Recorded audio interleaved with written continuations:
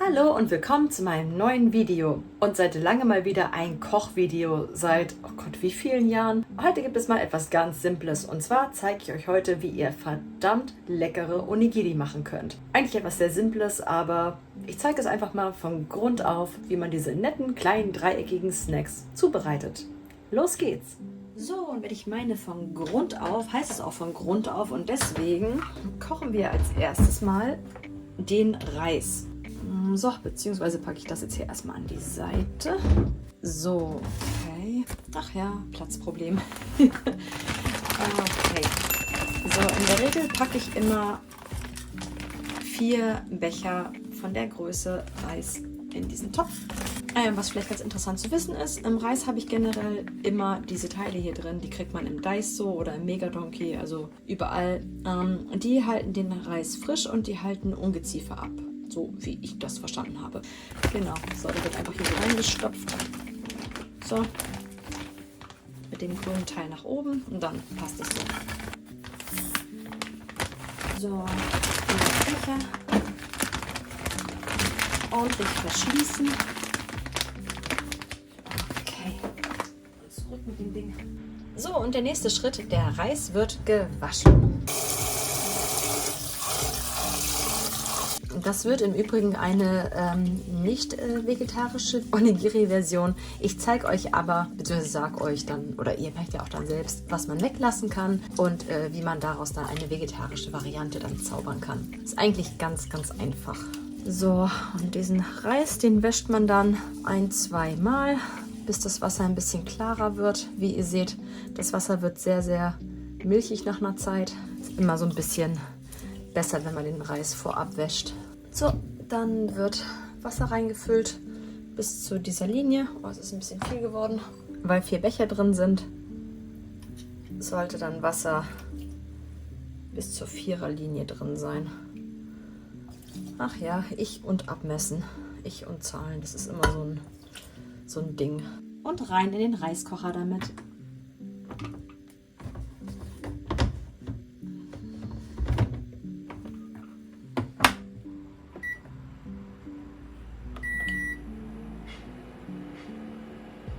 So, und jetzt dauert es ungefähr eine Stunde, bis der Reis fertig ist. Ab und das Kotatsu. 4 bis 6 Wochen später. So, der Reis hat gerufen, er ist fertig. Und der sieht doch gut aus. Den lasse ich jetzt erstmal noch ein bisschen warm und bereite währenddessen mal etwas anderes vor. Und zwar Folgendes. Yay, warme Socken. Nee, um die geht es nicht. Ich habe nämlich gestern Lachs gekauft. Und dieser wird jetzt gegrillt. Und Gott sei Dank hat dieses Ding hier eine Grillfunktion. So, der Lachs kommt hier rauf und wird von beiden Seiten erstmal ordentlich gesalzen. So.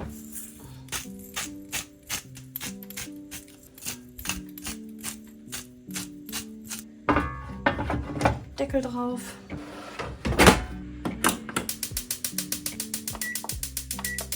Und jetzt heißt es wieder warten.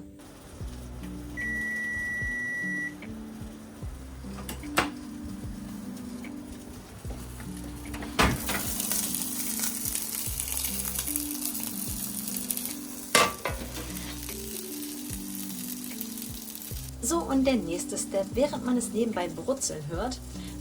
Ich muss euch leider enttäuschen. Ja, ich weiß, die Gyoza habe ich damals alle per Hand gefaltet. Aber für Onigiri nehme ich ganz einfach diese tolle Daiso-Form hier. Die ist halt einfach wirklich Gold wert.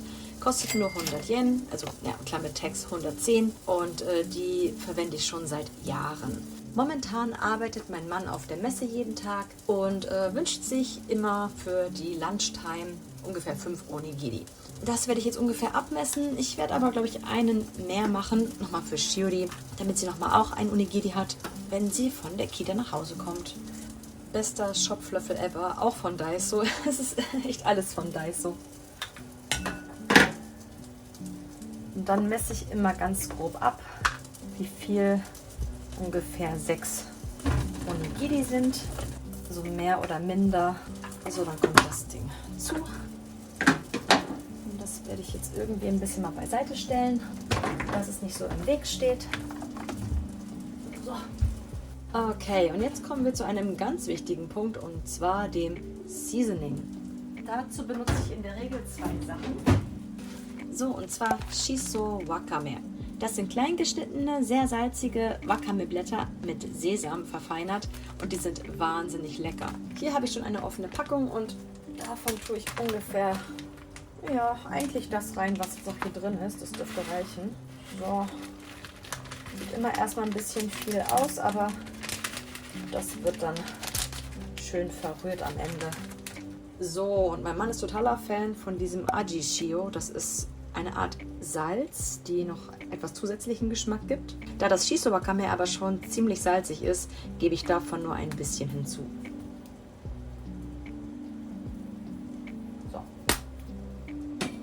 So, und dann wird alles schön verrührt. Und wie ihr seht, das Shiso Wakame verteilt sich ganz gut beim Verrühren und ist dann nicht mehr so arg salzig bei der Menge an Reis. So, sieht doch gut aus, oder? Und das ist so gesehen die vegetarische Variante. Ich mache aber noch ein kleines Add-on. Und zwar habe ich ja eben den Lachs vorgebraten. Dieser kommt tatsächlich nicht als Füllung hier rein, sondern auch als weiteres Seasoning. Ansonsten kann man notfalls auch Shirasu nehmen. Das sind diese kleinen Fische, sehr beliebt in der Enoshima- und Kamakura-Gegend. Und ich liebe diese Fische. Die sind auch super lecker, sind gar nicht so salzig. Ich glaube, das sind Sardinen im Deutschen. Aber heute gibt es Lachs. So, dazu nehme ich mir ein Brötchen. Nehme mir erstmal ein Stück Lachs. So, gekonnt. Und entgräte den erstmal. So, weil Fischknochen will man ja nicht unbedingt im Onigiri haben. So, und das Zerkleinern mache ich auch noch mit dem zweiten Stück. Und dann geht es gleich weiter. So, die Gräten sind im Müll. Die Haut habe ich verputzt. Ich liebe Lachs. So, und jetzt kommt das Ganze einfach hier rein. So, und alles wird dann auch mit dem Reis und dem Shiso Wakame vermischt. Und wenn ich noch irgendwo kleine Gräten sehe, werden die auch noch mal aussortiert. So, sieht doch nicht schlecht aus, oder? Mein Mann ist großer Fan von den Onigiri. Ich habe ihm auch schon gesagt, also wenn es irgendwie nicht hinhauen sollte mit mir und Jobs, mache ich einfach eine Onigiri-Bude auf und mache einfach ganz viele Onigiri. Tag für Tag. Das ist doch die Geschäftsidee. Als gäbe es nicht schon genug Onigiri-Läden in Japan. Okay. So, ich glaube, ich filme nicht, wie ich jetzt jedes einzelne mache, sondern mache jetzt einfach nur so ein Parade-Onigiri von Anfang bis Ende. Okay. So, das ist fertig. So sieht es aus. Kann noch ein bisschen kleiner sein hier und da. Der Lachs. Dann wasche ich eben das Brettchen hier kurz. Und dann geht's los. Und zwar, ganz wichtig ist es, wenn ihr Onigiri macht, macht die Förmchen vorher nass. Weil, naja, ne, also angefeuchtet geht ja immer besser, ne, wie man bekanntlich weiß. Also einfach unter Wasser halten, ein bisschen anfeuchten, sowohl den unteren als auch den oberen Part. Ich merke gerade, dass es ein bisschen blöd ist, wie ich die Kamera aufgestellt habe, weil ich die mit meiner linken Hand verdecke. Sorry, ich bin Linkshänder. So, okay, ungefähr bis hierhin. Dann nehme ich meistens den unteren Teil hier oder einen Löffel, je nachdem, und mache hier so eine Kuhle rein für die Füllung. Und dafür benutze ich meistens immer verschiedene Sachen. Und zwar haben wir zum einen für die Füllung Kombu in verschiedenen Varianten. Einmal so und einmal so. Oder diese Tsukemono. Tsukemono ist eingelegtes, wie hier zum Beispiel der eingelegte Rettich und Gurke. Aber nehmen wir den mal. Der ist übrigens sehr knackig und ich mag den sehr, sehr gerne als Füllung. Davon ein paar rein. So. Das reicht. Und dann nochmal was oben drauf. Um das quasi alles abzudecken.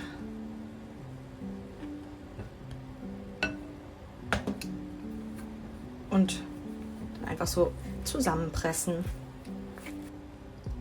So, und so sieht es dann aus. Ich sag ja, ich schwöre auf diese Daiso-Formen. Die sind einfach Gold wert. Und dann, was fehlt noch? Nori. Hier sogar extra Onigiri-Nori. Die sind schon zurechtgeschnitten. Es gibt auch die großen Onigiri-Blätter. Die muss man aber dann immer selber mit einer Schere zurechtschneiden. Also die sind immer sehr, sehr praktisch. Hier hinten hat es so eine Lasche drin, die man so reindrücken kann. Und wenn man es genug angefeuchtet hat, fällt das Onigiri halt einfach ganz easy von selbst raus. Guckt euch diese perfekte dreieckige Form an. Dann nimmt man hier ein Stück raus. Und hier muss man aufpassen, es gibt die Vorderseite und die Rückseite. Und die Rückseite, die befeuchte ich auch immer in der Regel. Halt einmal kurz unter Wasser, damit es besser klebt. Pack es dann so rein. Na, das Nori-Stück ist ein bisschen groß, aber ja. Und das ist mein Onigiri. Diding! Fertig zum Verpacken. Genau. Und wie gesagt, also da kann man alles Mögliche reinmachen, was man möchte. Das ist immer das sehr Schöne beim Onigiri. Das ist immer sehr abwechslungsreich. Und ja, ich hoffe, es hat euch gefallen. Und ihr könnt nun selber eure super tollen Onigiri machen. Ich hoffe, es gibt natürlich irgendwie sowas wie Shiso Wakame oder so in Asiamärkten. Aber ich kann es wirklich sehr, sehr empfehlen vom Geschmacklichen her. So, jetzt seht ihr mich um meine Onigiri-Werkstatt da hinten. Ich hoffe, es hat euch gefallen, hat euch hungrig gemacht.